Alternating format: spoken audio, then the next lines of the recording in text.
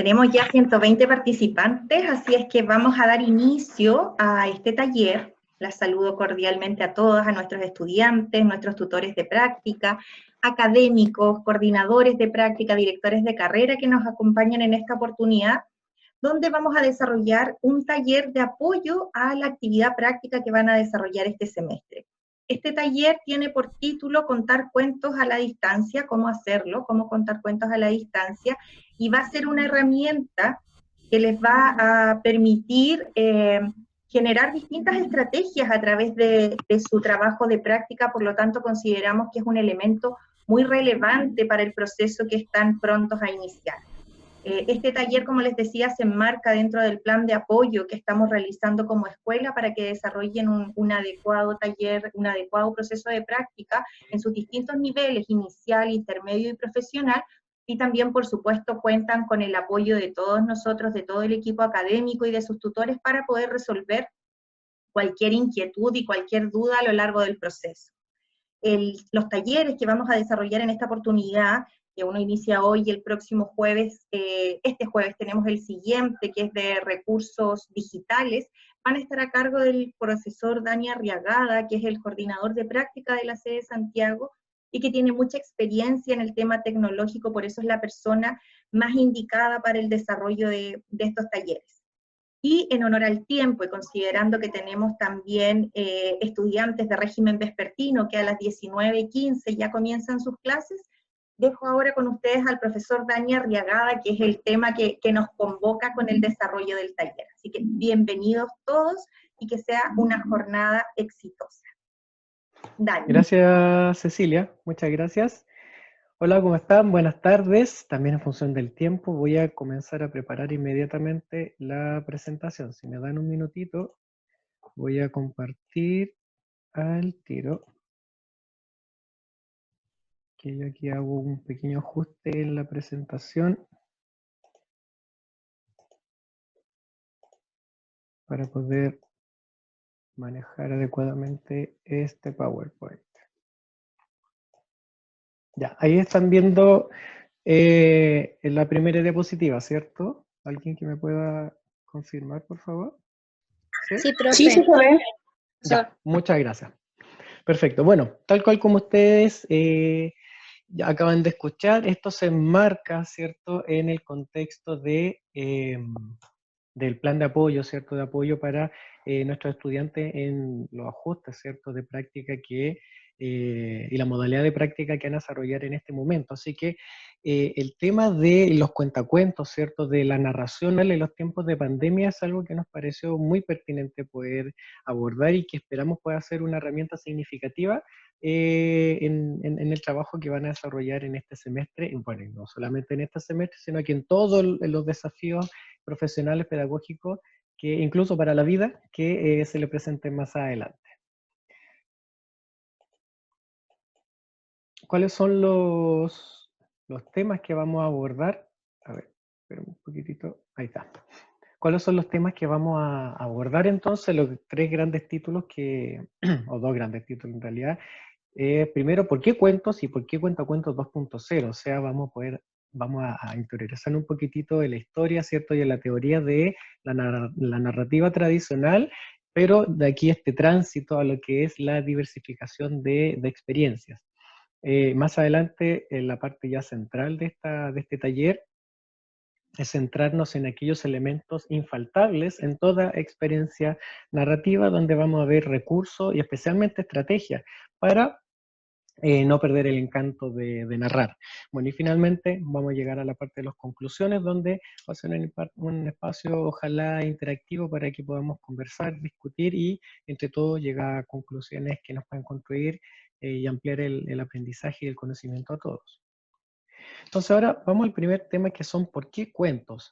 Voy a comentarles básicamente el tránsito, ¿cierto? La historia que ha experimentado esto de la narración oral, que parte desde tradición y actualmente nosotros ya lo entendemos como estrategia.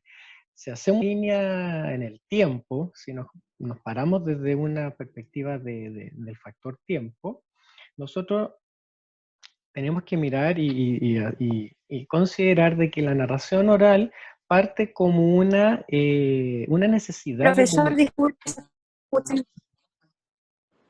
se escucha mutado. Ya, sí, puede ser la conexión suya, porque yo por lo menos acá No, veo... Dani, si pudieras repetir la última parte, creo que todos estamos mal los últimos 30 segundos Por aproximadamente. Ya, favor. ya,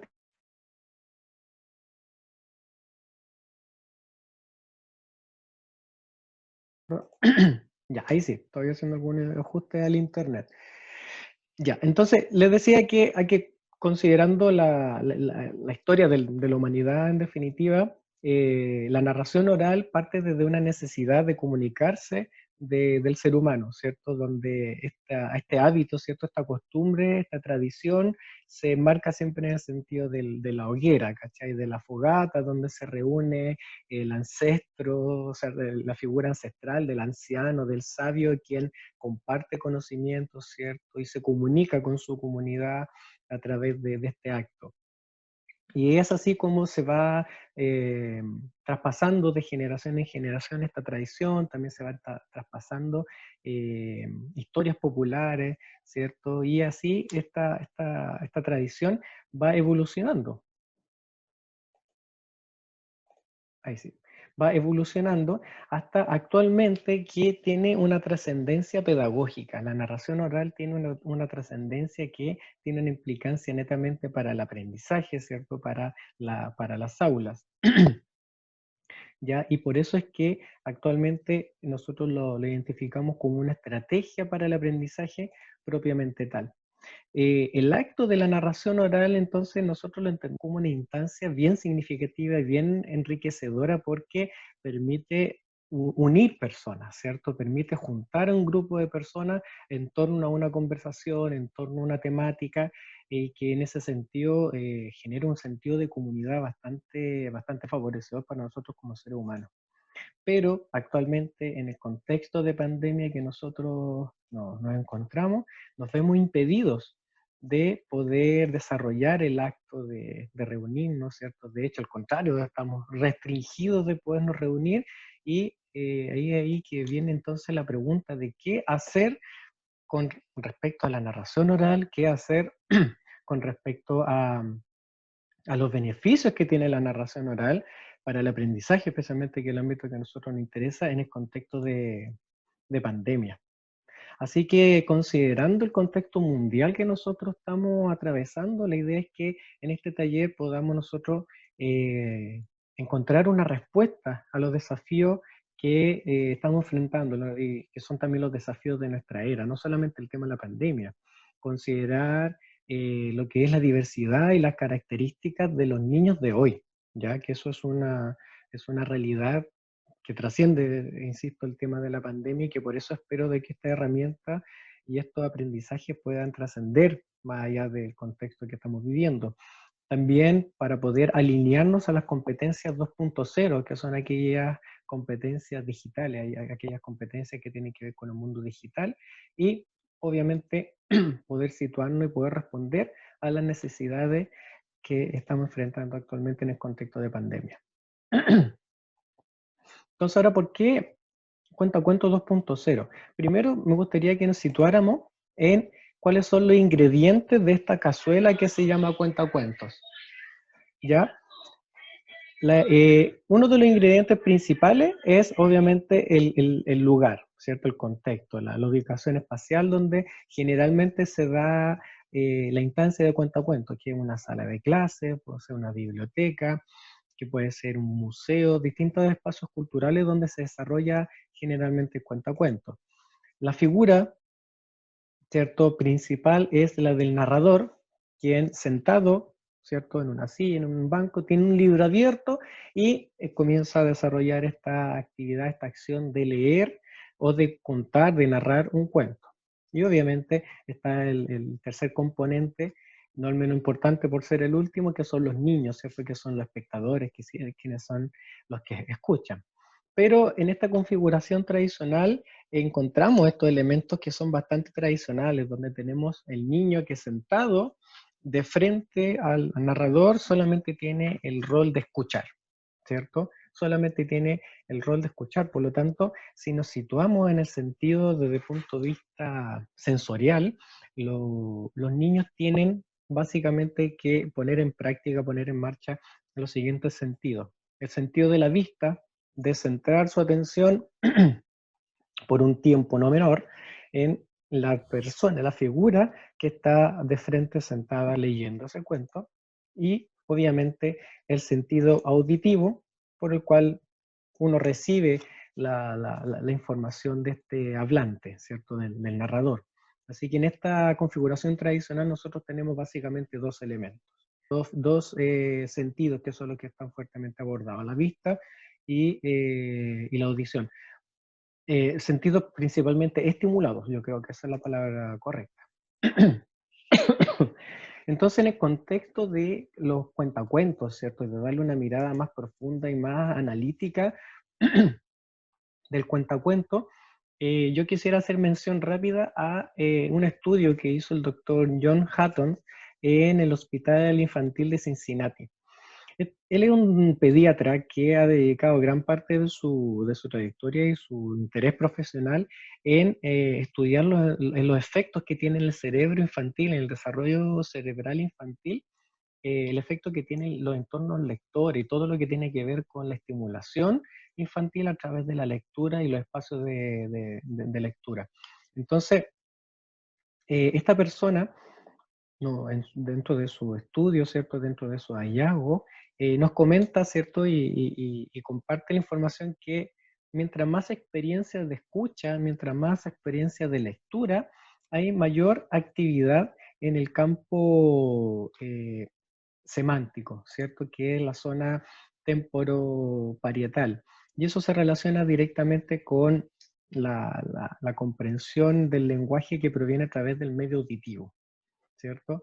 Ahora también él comenta que se han encontrado hallazgos también de actividad cerebral bastante importante en la zona occipital, que tiene que ver con el sentido de la vista.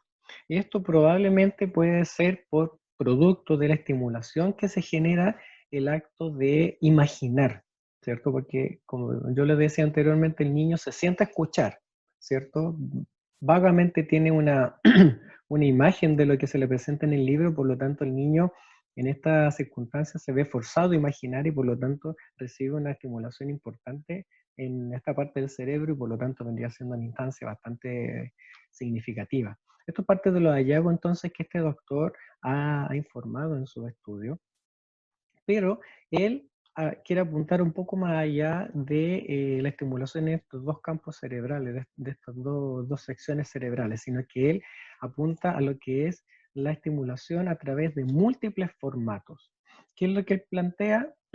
Que a mayor cantidad de formato, mayor a la multiplicidad de presentación de los estímulos para la estimulación del cerebro, mayor cantidad de redes cerebrales son las que se ven involucradas. En definitiva, mayor cantidad de plataformas, ya sea a través de lo táctil, de lo auditivo, a través de la vista, el olfato, a través de las ideas, de la música, etc., nosotros estamos favoreciendo el procesamiento de la información y obviamente el cerebro entero se ve favorecido y se ve enriquecido.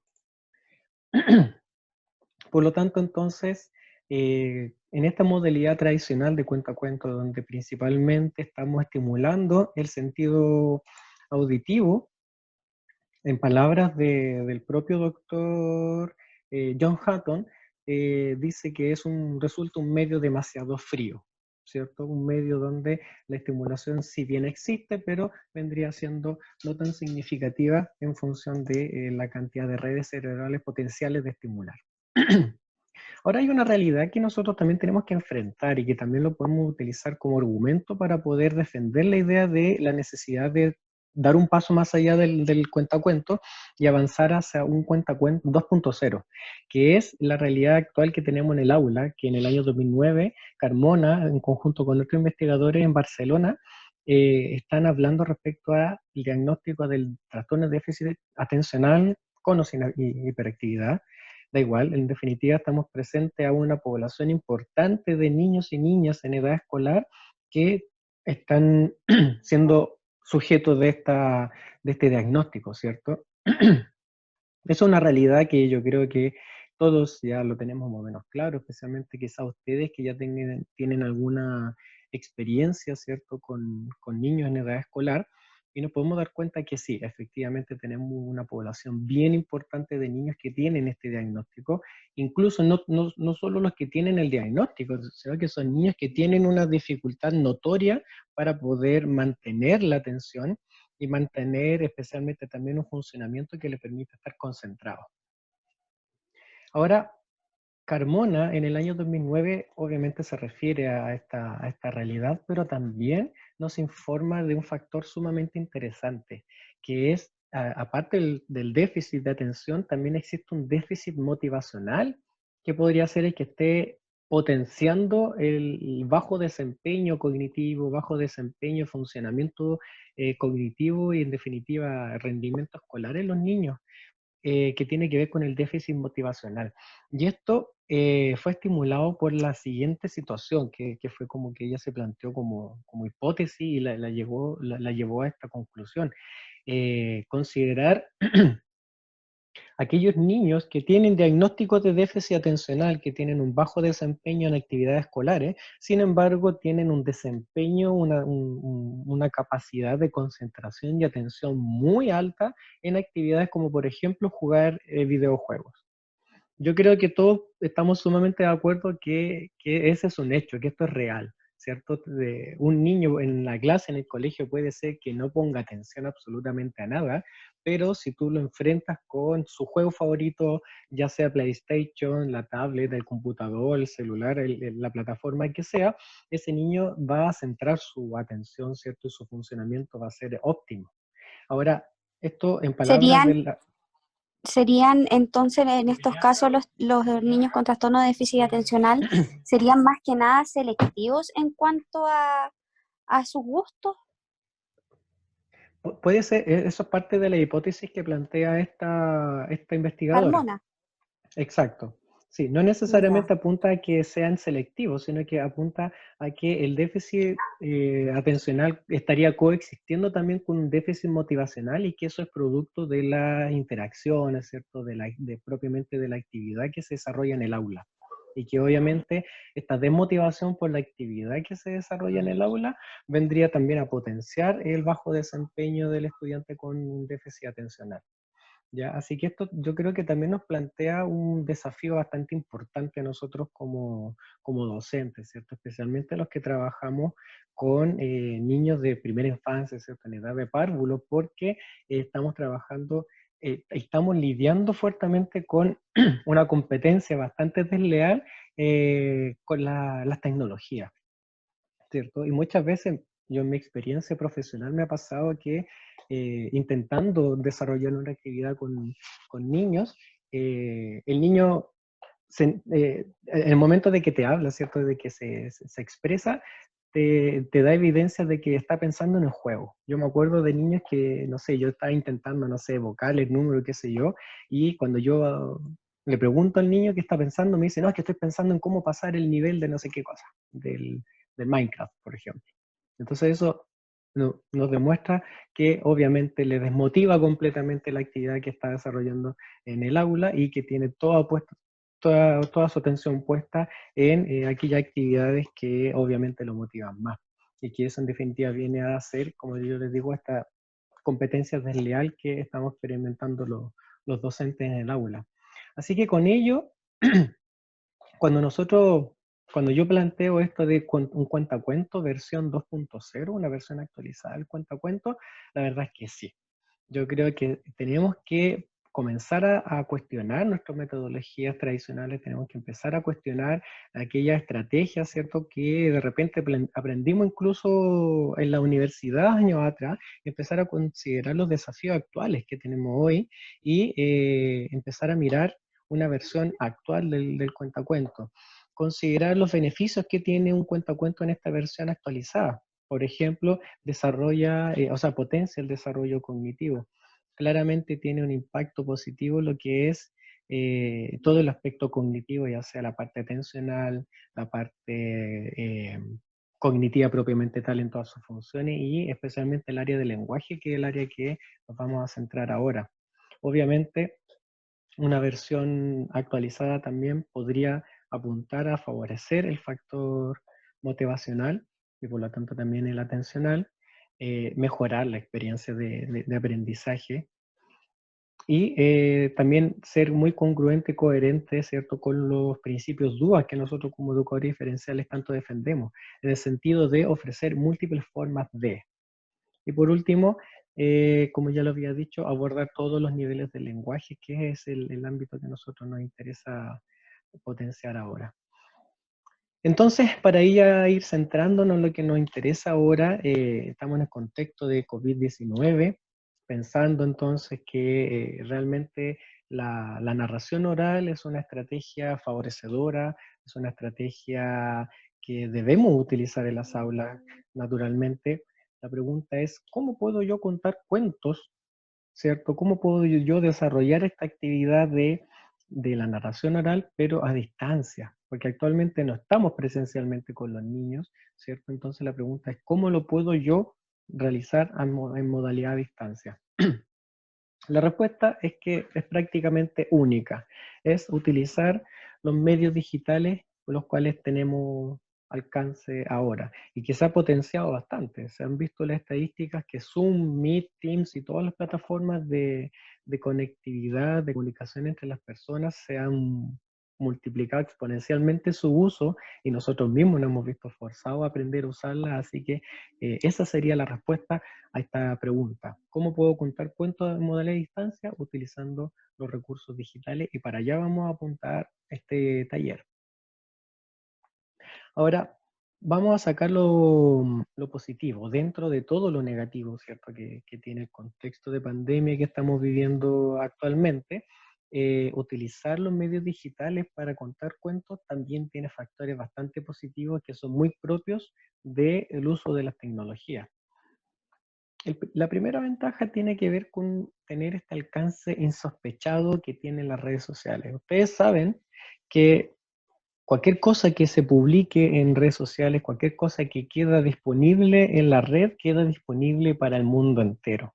Así que cuando yo elaboro un material por vía digital, ya sea una cápsula en video, ya sea un PowerPoint, ya sea una imagen, sea lo que sea, y ese material yo lo pongo a disposición o yo lo utilizo a través de internet o las redes sociales, ese material puede tener un alcance insospechado, puede llegar a lugares donde yo no lo tenía presupuestado.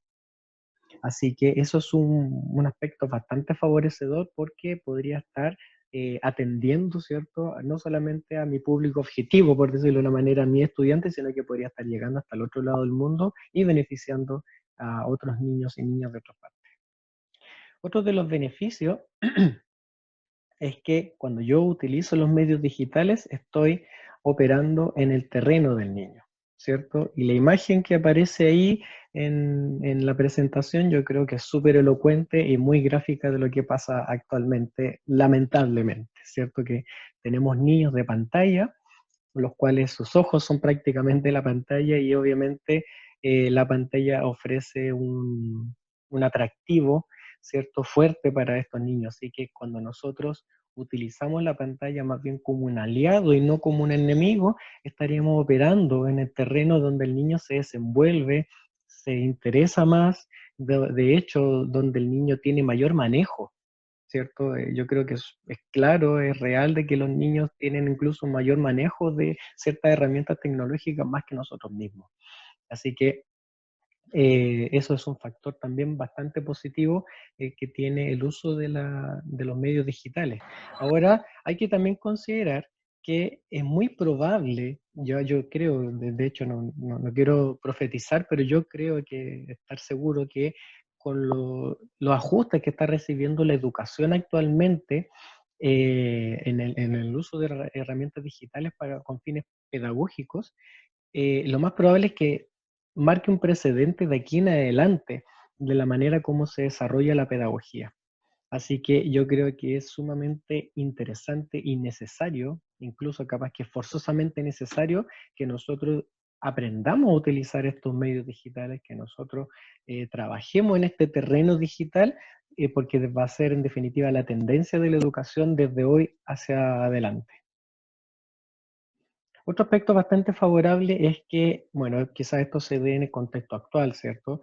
Pero es muy favorable en el sentido de que me permite, el medio digital me permite tener una interacción con la familia que quizás antes no se daba, ¿cierto? Y especialmente también me permite poder facilitar la participación de la familia en instancias pedagógicas.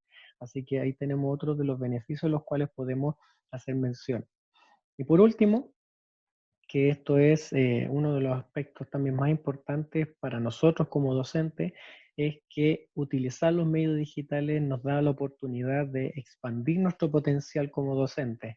Hay un hecho indiscutible que nos pasa a nosotros los profesores que ya llevamos años en la docencia y que espero que no les pase a nuestros estudiantes que están todavía en formación, que es la peligrosa zona de confort, ¿cierto? Donde con los años de circo, ¿cierto? Uno se va metiendo en la rueda, en la rueda, en la rueda, y uno termina replicando, ¿cierto? Las mismas estrategias que yo apliqué años atrás y que en definitiva no me voy renovando, no voy aprendiendo y no voy, ¿cierto? Incorporando nuevas estrategias para mi labor pedagógica. Ahora nosotros nos vemos forzosamente empujados a aprender nuevas competencias, ¿cierto? Y eso también nos obliga a poder ampliar nuestro potencial. Nos obliga en definitiva a pensar, ¿cierto? Porque yo, por ejemplo, en este taller y el próximo, yo les voy a entregar algunos lineamientos, alguna estrategia, alguna idea, pero no le resuelvo la vida y no le resuelvo los problemas, los desafíos pedagógicos que ustedes van a tener, sino que solamente es la base, y el resto del trabajo, el desempeño y la manera como tú te desempeñes como docente va a ser propio de cada uno de ustedes, la manera de su propio potencial, de su propia creatividad y sus propias ideas. Bueno, entonces de esta parte en adelante ya vamos a lo medular, ¿cierto?, de este taller, que tiene que ver con los infaltables en toda experiencia narrativa. Vamos a hablar de alguna herramienta y algunos recursos, especialmente algunas ideas prácticas para que ustedes puedan aplicarlo en sus centros de práctica y en su futura labor educativa, pero especialmente entregarle una estrategia para poder enriquecer lo que es la experiencia narrativa y puedan sacar mayor provecho de los beneficios, ¿cierto?, que tiene la narración oral para el aprendizaje y especialmente para la estimulación del lenguaje.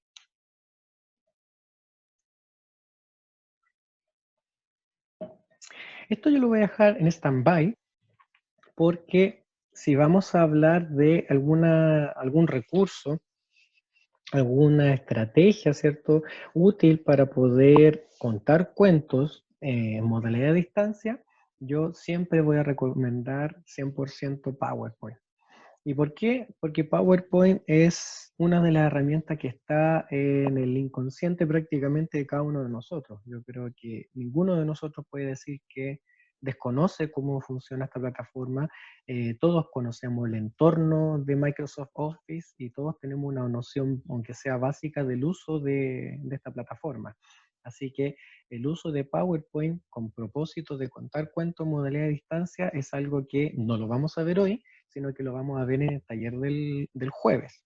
¿Ya? Ahí vamos a entrar de lleno en algunas funciones, como por ejemplo lo que es grabación de presentación con diapositiva y otras funcionalidades que son incluso algunas medias desconocidas y que es necesario revisarla y conocer su funcionamiento para que lo puedan sacar provecho en el momento que les toque hacer algún material, algún recurso educativo, ¿ya? Así que se los debo, pero eso es para el taller del jueves. Algunas recomendaciones, y esto es parte de lo infaltable en el momento en que yo utilizo medios digitales para poder contar un cuento. Primero es jugar con las opciones que tiene PowerPoint, ¿ya? PowerPoint me da la posibilidad de ofrecer un entorno bastante entretenido, bastante dinámico, como son, por ejemplo, las animaciones, las transiciones, los efectos, ¿ya?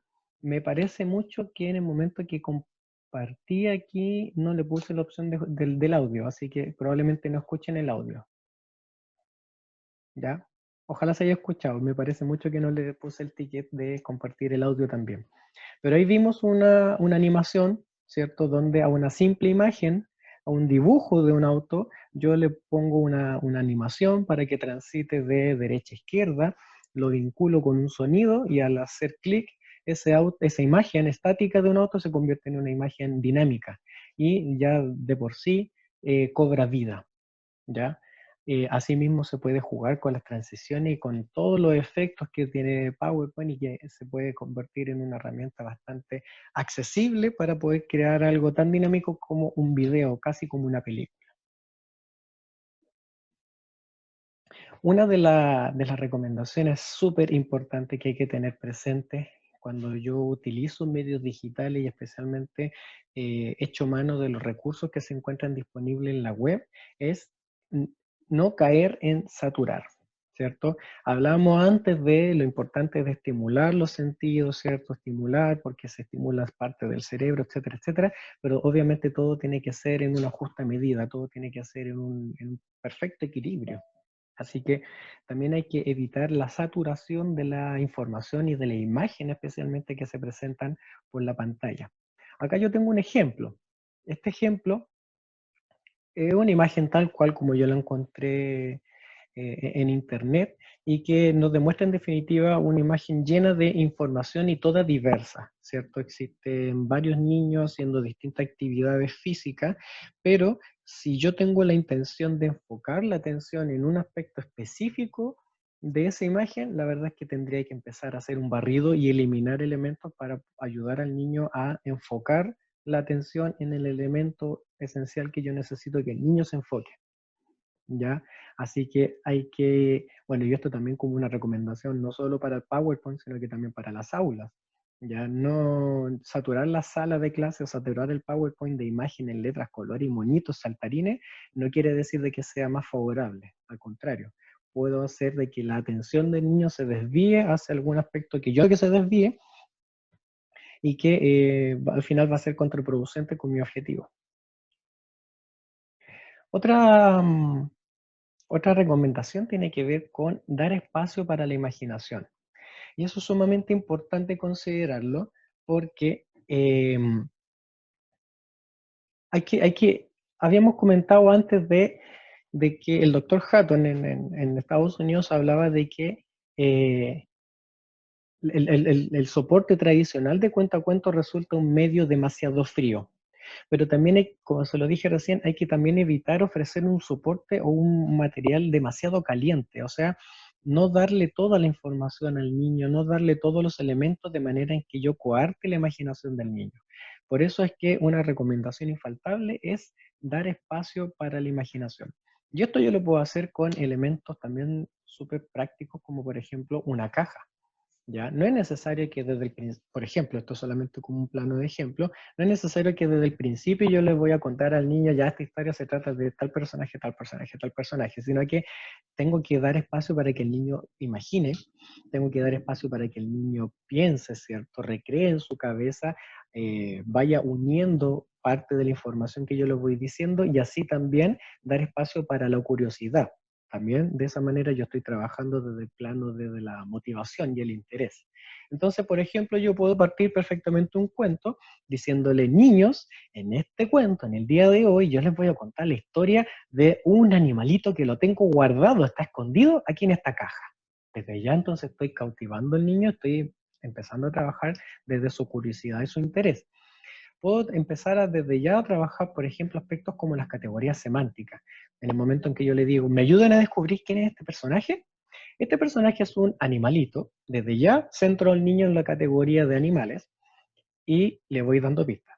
Por ejemplo, es un animalito pequeño, es un animalito que tiene plumas, sus plumas son amarillas, generalmente cuando es chiquitito, y así yo puedo ir tirando distintas ideas hasta al final decirle, y es un animalito que dice pío pío.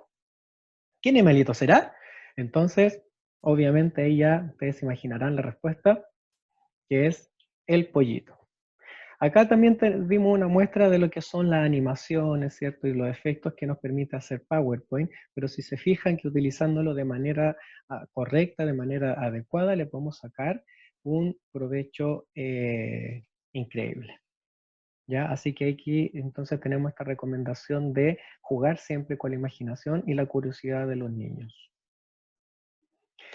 Una consideración sumamente importante, ya que evitar caer en esto de que más es mejor, ¿cierto? Siempre hay que considerar que dependiendo obviamente el desempeño sensorial de cada niño, dependiendo de la edad, ¿cierto? Y el conocimiento, el contexto que uno tiene de cada grupo de niños, de sus estudiantes, la duración de un cuento o de cualquier tipo de experiencia donde se utilice un computador no puede superar más allá de los 5 a 7 minutos. Sí, yo creo que incluso a nosotros mismos como adultos nos pasa que ya superado ese tiempo, nuestra atención comienza a divagar y ya el foco de la atención ya no es el mismo. Así que es importante tener en consideración el factor tiempo, ya que no debemos superar dentro de ese margen de tiempo, solamente como recomendación, porque eso puede ser muy variable, ¿ya? Obviamente puede ser muy variable, pero dentro de mi experiencia yo les puedo decir de que es un rango de tiempo estimado deseable. Ahora, las recomendaciones importantes, ¿cierto?, las cuales yo me quiero centrar, tienen que ver con esta amalgama entre los cuentos y el desarrollo del lenguaje, porque claramente la experiencia narrativa tiene un efecto poderoso y muy favorecedor a lo que es la estimulación del lenguaje. Lo primero que tenemos que tener en cuenta es que siempre tiene que haber primero como base una intencionalidad. O sea, el docente que diseña una estrategia, que diseña una experiencia de aprendizaje, un cuento, un PowerPoint, etcétera, lo que usted esté diseñando tiene que ser producto de un proceso de análisis, tiene que ser producto de un proceso de levantamiento de información donde yo conozco a los niños y luego de conocer a estos niños yo me planteo objetivos y luego que yo me planteo los objetivos yo me planteo la actividad.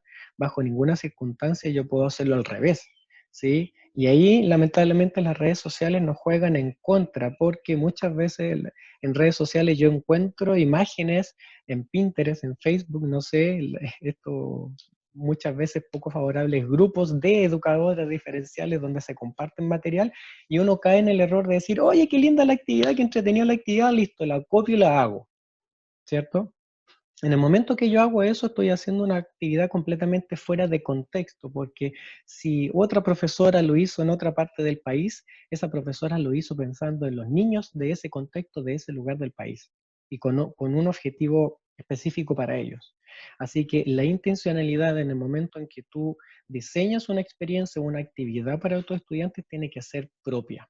¿Ya? Yo tengo la intención de estimular o trabajar o abordar específicamente este aspecto del lenguaje con estos niños porque estos niños son así, son asá, tienen este interés, tienen estas características, etc.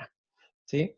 Así que ese es el primer aspecto que hay que considerar cuáles son las necesidades, cuáles son las barreras, especialmente cuáles son los objetivos que yo tengo con esos niños en particular. Y desde ahí yo hago el diseño, la ingeniería de mi actividad. A mí me gusta mucho el concepto de la ingeniería pedagógica. Yo creo que nosotros como docentes, como educadores, como decía el profesor Girafales, como pedagogos, tenemos que concebir nosotros como ingenieros de experiencias de aprendizaje, porque eso es, nosotros hacemos este trabajo de ingenier, de pensar, de crear experiencias de aprendizaje. Y como yo les digo, para no redundar, tenemos que tener la intención súper clara.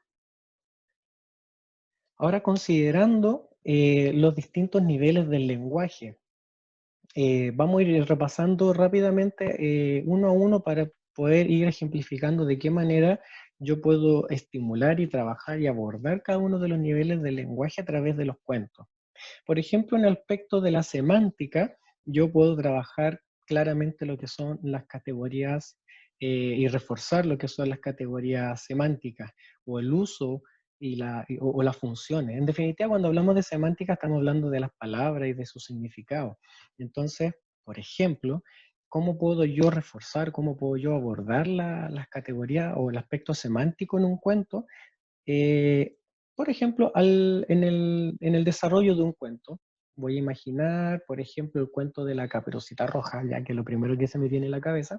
Entonces yo relato que la Caperucita Roja tomó entonces su canasta y dijo, voy a llevarle alimento, voy a darle comida a la abuelita. Y dijo, pero como mi abuelita está un poquito gordita, voy a darle alimentos sanos, voy a llevarle solamente frutas.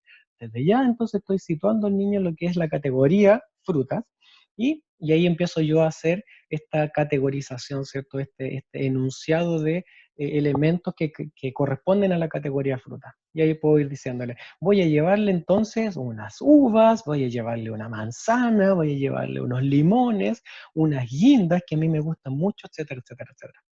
¿Se fija? De esa manera yo entonces estoy intencionando a través de la narración, utilizando el contexto del cuento de la Caperucita Roja, estoy intencionando la estimulación, ¿cierto?, del aspecto del nivel semántico. De la misma manera con el uso, ¿cierto?, con la función de los objetos, no sé.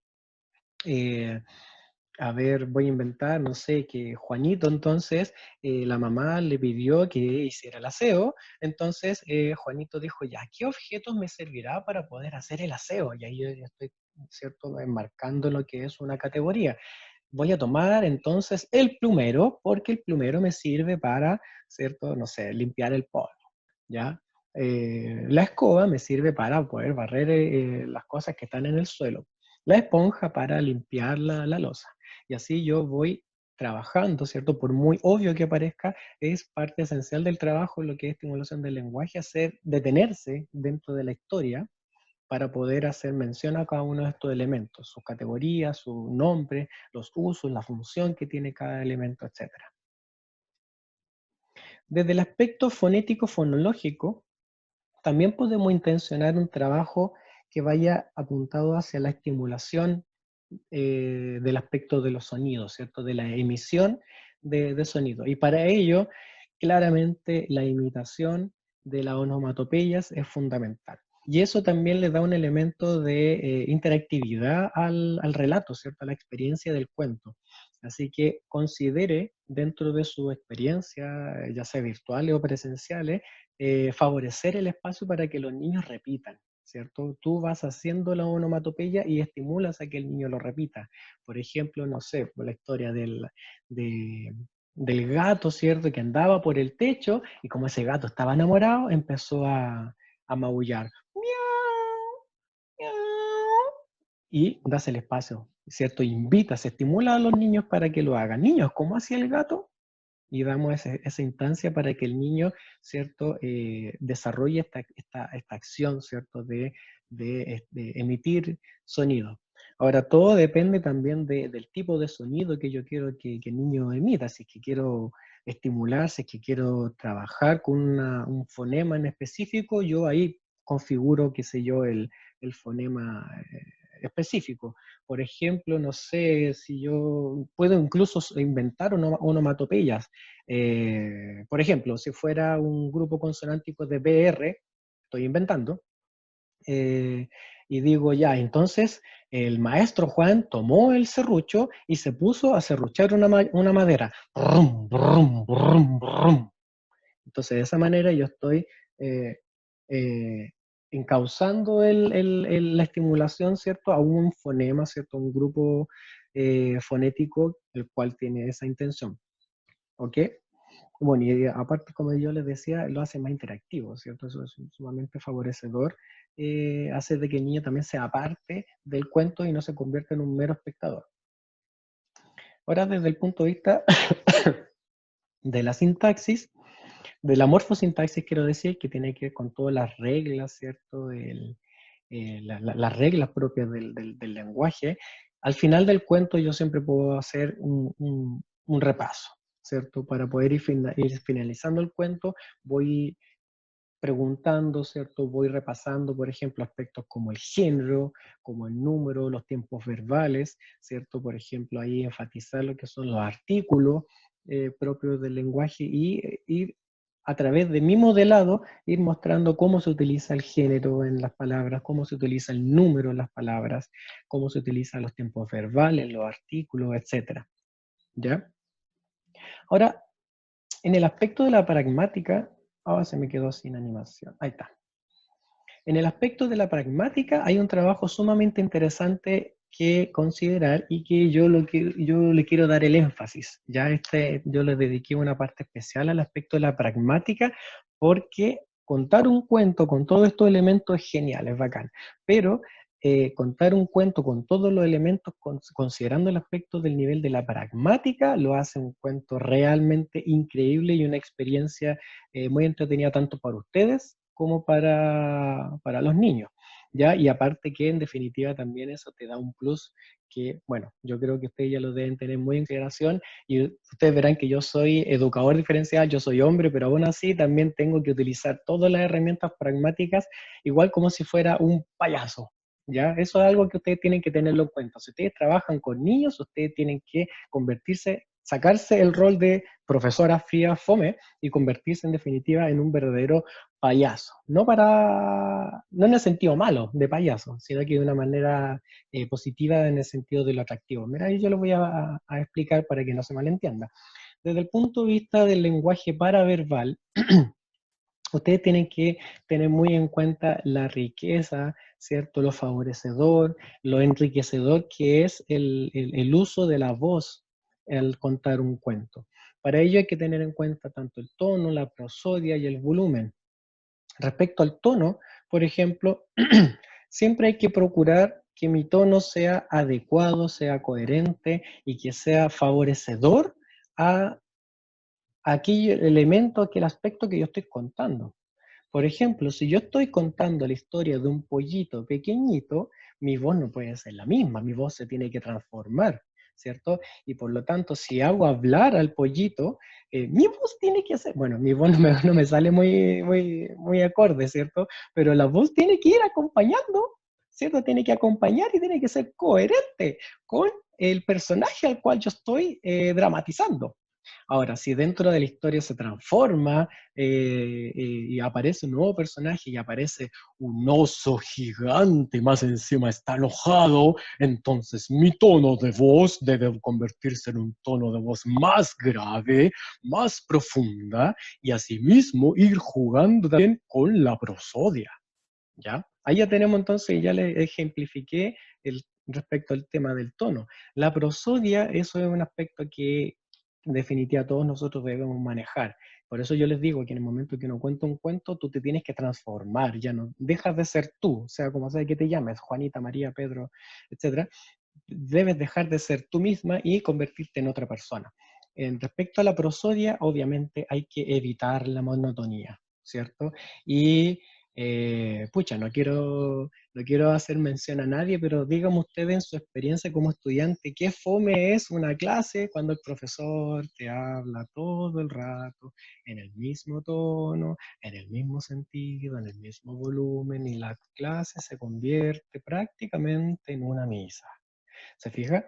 La idea de utilizar el elemento de la prosodia es poder dar inflexión a la voz y con ello también aumentar la intensidad o bajar, ¿cierto?, la intensidad del momento que yo estoy narrando, ¿cierto? Y de esa manera poder ir jugando, ¿cierto?, con vaivenes del tono de la voz y del volumen, de manera que sea una instancia obviamente atractiva. Y de esa forma también llegamos al aspecto del volumen. El volumen también a nosotros nos ayuda a poder dar intensidad a distintos momentos de la historia que yo estoy narrando. Si hay un momento tenso, ¿cierto? Hay un momento álgido, hay un momento fuerte, ¿cierto? Donde está, no sé, el clímax de la historia, cuando vino el lobo y comenzó a soplar, y soplar, y soplaba fuerte la casa de los tres chanchitos, ¿cierto? Obviamente mi volumen tiene que ser coherente, congruente con el momento que yo estoy contando. Pero también hay momentos en los cuales yo tengo que hacer un énfasis. Por ejemplo, y ojalá que se escuche bien, por ejemplo, cuando los tres chanchitos estaban escondidos en la casa, estaban en silencio porque afuera estaba el lobo. Ahora, dentro de las consideraciones que hay que tener con el volumen, también hay que considerar el silencio. El silencio es una estrategia que a mí en lo personal me ha servido mucho. ¿Por qué? Sensorialmente hablando, cuando un niño, adulto, persona que sea, está recibiendo un estímulo constante, uno suele acostumbrarse a dicho estímulo. Entonces llega un momento en que muchas veces uno deja de percibirlo y la atención comienza a divagar. En el momento que uno hace el silencio, obligas a la persona a reenfocar la atención, porque existe un quiebre. Y esos quiebres son sumamente favorecedores en una instancia de cuento, porque me ayuda a poder sostener la atención de los niños. Y por último, el aspecto obviamente sumamente importante que yo creo que cae de cajón mencionarlo cuando hablamos de experiencias y herramientas y estrategias para contar cuentos, que es el lenguaje no verbal, que tiene que ver con la expresión facial, con el cuerpo, ¿cierto? Yo obviamente no puedo expresar un cuento alegre si mi cara está triste, o mi cara está fome, o mi cara es una cara de palo, ¿cierto? Es una tabla. ¿Ya? Como yo les decía recién, hay que transformar el rostro, hay que subir las cejas, abrir los ojos cuando yo estoy enfatizando algo, ¿cierto? Abrir la boca para poder demostrar una gestualidad que vaya acorde con lo que yo estoy contando, o en sentido contrario, si es que yo estoy contando algo que ya va hacia atrás, que va como en el silencio, que va como en el aspecto misterioso, qué sé yo incluso me achico con el cuerpo, bajo los brazos, encojo mi cuerpo y así yo voy siendo congruente y los niños te van siguiendo tanto con la vista, te van siguiendo tanto como con el sonido y también te van siguiendo hasta con el cuerpo. ¿Ok? En este sentido también la proxémica es bastante favorecedora y a pesar de que estamos en una instancia virtual a distancia, obviamente la proxémica presencialmente es muy favorecedora.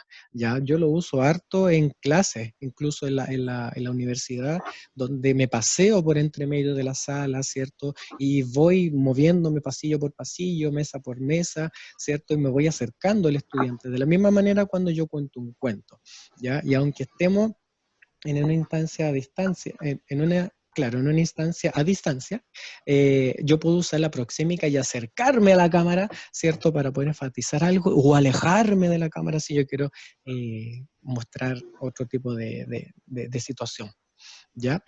Y por último, dentro del conjunto del lenguaje no verbal, algo bastante interesante que hay que considerar.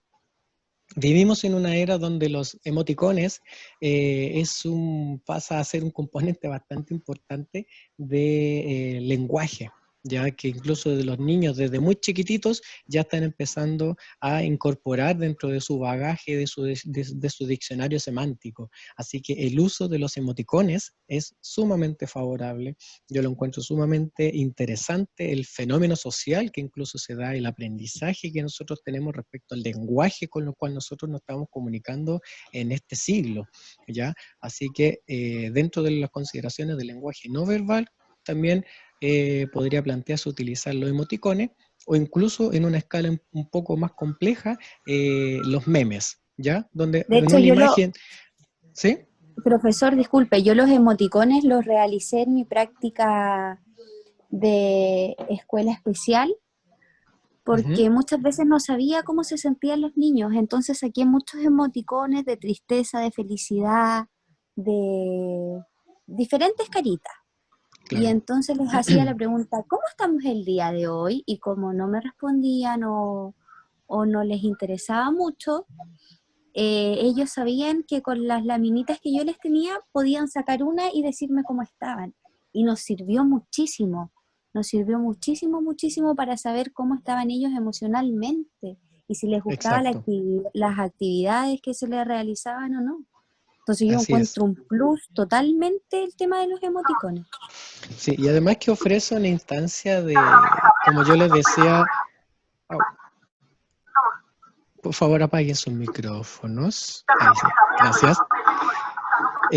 Ofrece una instancia bastante interesante respecto ahí sí, respecto a el lenguaje, ¿cierto? Porque yo les digo que esto es un fenómeno que está ocurriendo actualmente respecto a la manera como nosotros nos expresamos en el día de hoy.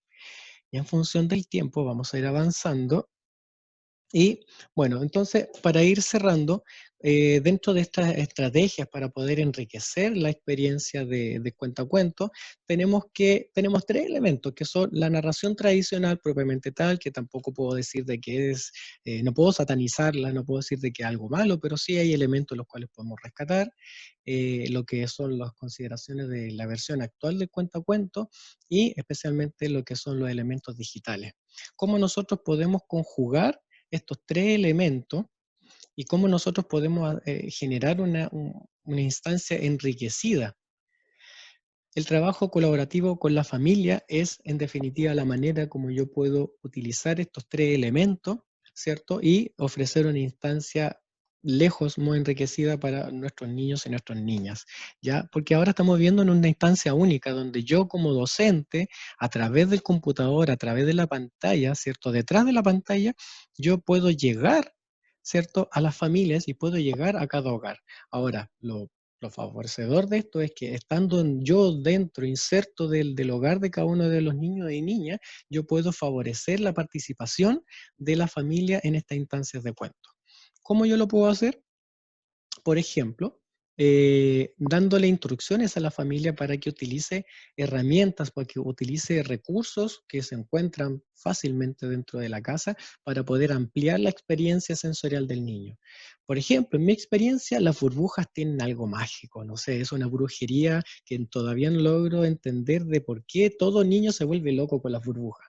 Entonces, considere de repente dentro de su historia, dentro de su narración, utilizar burbujas y que llegado el momento, la familia, la mamá o el adulto que acompaña al niño, tire burbujitas, ¿cierto?, en la casa y de esa manera la experiencia para el niño se va a ver enriquecida.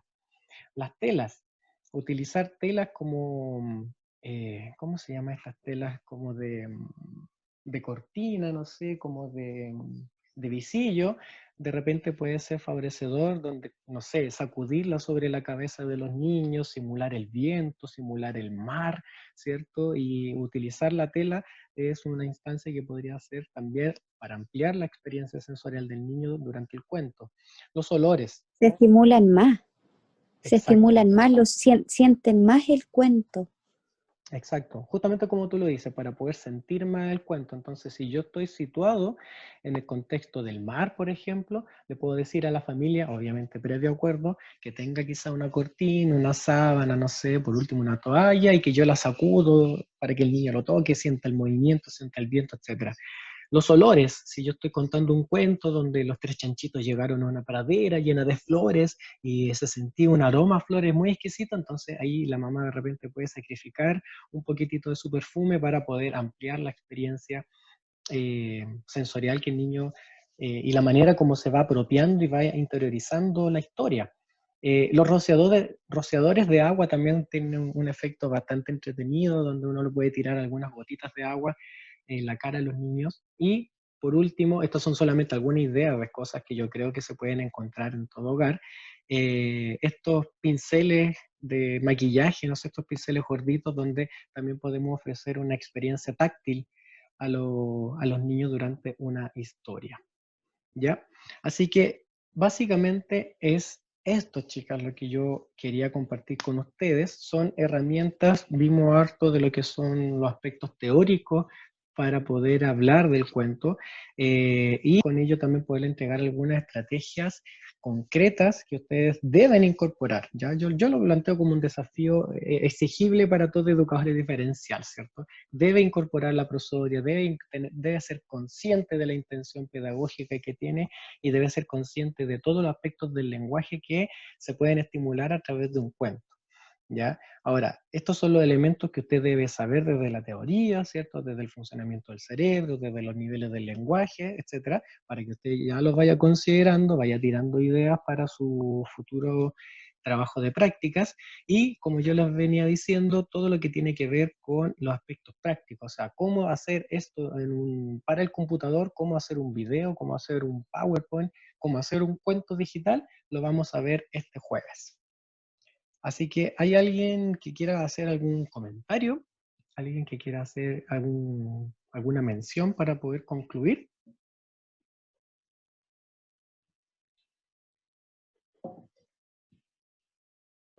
No sé si es Hola, que... yo quería hacer una consulta. Dígame. El del día jueves, es que ahora quedó súper clarito, pero el del día Ujú. jueves es a las 6 de la tarde, ¿cierto? Igual. Sí, también a las 6 de la tarde. Así es. Ay, ya. Ya, es que ¿Ya? no estaría Pero chocando con una clase. ya, Pero le pero vamos va a a quedar decir al grabado. profe, a lo mejor en una de esas. Ah, ya, súper. Ahí Sí, sí. no, todo esto Ya, queda grabado, así que la idea es no interferir con ninguna de sus con clases la y clase. después ahí Ya. ustedes van a tener el video a su disposición. Ah, ya, mejor. Bueno, muchas gracias, se pasó. ¿Ya? Dani, comentarte también que en el chat Ah, hay agradecimientos de nuestros estudiantes donde dicen que la actividad ha sido muy interesante y ha quedado muy clara. Súper. Así que también para que lo puedas ver, agradecen mucho la instancia, Ujú. que les hace imaginar futuras prácticas, la encontraron muy buena, les encantó.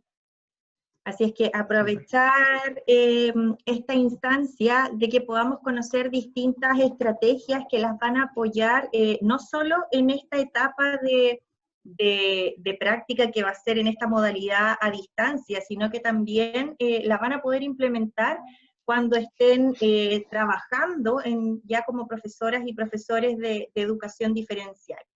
Así es que nos gusta mucho, estamos muy contentos de que les haya gustado. Los felicitamos también por la responsabilidad y por esta instancia en que tuvimos en un momento 217 participantes, así es que muchas gracias y los esperamos el jueves en el otro taller que vamos a realizar para seguir este compromiso que hicimos de apoyarlos en su proceso, que tiene por nombre Recursos TICS para la Educación a Distancia. Así es que los esperamos el jueves, estamos muy contentos que el taller les haya servido, el del jueves también les va a gustar mucho. Este taller está siendo grabado y luego los coordinadores de práctica se van a poner de acuerdo sobre cómo lo van a dejar a disposición para ustedes. Así es que si alguien tuvo problemas de conexión o por cualquier razón no pudo estar o no pudo estar todo el taller, va a quedar a disposición, lo mismo con el taller del jueves. Así es que agradecerles mucho la participación, nos queremos enmarcar en este horario para que puedan participar tanto los estudiantes de régimen diurno como vespertino, y ahora no atrasar a quienes entran ya a las 19:15 a Así es. clases. Así es que muchas gracias por su participación, por su responsabilidad, y los esperamos el próximo jueves generando más instancias que nos permitan a todos crecer como profesionales y a ustedes como estudiantes también. Así es que nos vemos el jueves, que estén muy bien. Chao, que estén todos muy bien. Profesora, consulta, es este jueves, ¿verdad? Este jueves. Ah, ya, perfecto. Gracias. Nos vemos. Muchas gracias.